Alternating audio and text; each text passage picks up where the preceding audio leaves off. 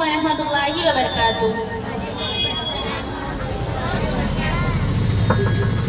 نحمدہ ونصلی علی رسولہ کریم، اما بعد۔ قابل احترام اساتذہ اکرام، میری دینی بہنوں اور دوستوں، آج کے اس دینی محفل میں دین اسلام کی چند بنیادی چیزوں کے عنوان پر تقریر کرنا چاہتی ہوں۔ محترم سامعین و سامعات، اللہ تعالیٰ کا لاکھ لاکھ شکر و احسان ہے کہ اس نے ہمیں ایمان و اسلام کی دولت عطا فرمائی اور ہمیں زندگی گزارنے کے لیے ایک مکمل طریقہ اور اصول عطا فرمایا جس کا نام دین اسلام ہے۔ اس دین کو سکھانے، سمجھانے اور اس پر عمل کر کے بتانے کے لیے حضرت محمد مصطفیٰ صلی اللہ علیہ وسلم کو سارے انسانوں کی طرف سے رسول بنا کر دنیا میں مبعوث فرمایا۔ نبی رحمت صلی اللہ علیہ وسلم نے اپنے 23 سالہ نبوی زندگی میں قرآن مجید کی تعلیمات اور اپنے پیارے طریقوں، جن کو سنت کہا جاتا ہے، دنیا کے سامنے پیش کیا اور بتایا کہ انسانوں کی دنیا و آخرت کی کامیابی اللہ تعالیٰ نے ان مبارک طریقوں اور اپنے دین میں رکھی ہے۔ ہماری زندگیوں میں دین ہوگا، پیارے رسول کے پیارے طریقے ہوں گے تو ہم دنیا میں بھی کامیاب ہوں گے اور آخرت میں بھی کامیاب ہوں گے۔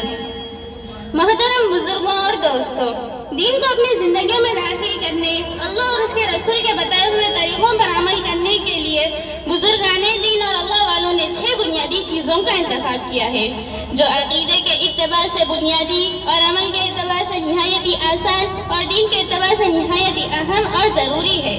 اگر ہم ان پر عمل کریں گے تو باقی دین پر بھی عمل کرنا ہمارے لیے آسان ہوگا اور ہم آہستہ آہستہ قرآن و سنت پر زیادہ سے زیادہ عمل کرنے والے بن جائیں گے۔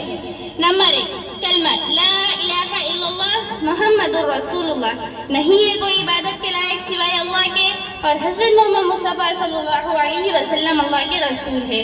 نمبر 2، نماز، یعنی ایک آدمی جب اسلام قبول کرتا ہے تو اس پر بہت سی عبادتیں اور احکامات لاگو ہوتے ہیں، ان میں سب سے اہم اور بنیادی عبادت نماز ہے۔ نمبر 3، علم و ذکر۔ علم سے مراد ہے دین کا ضروری علم حاصل کرنا اور جاننا، جو کہ ہر مسلمان مرد و عورت پر فرض ہے۔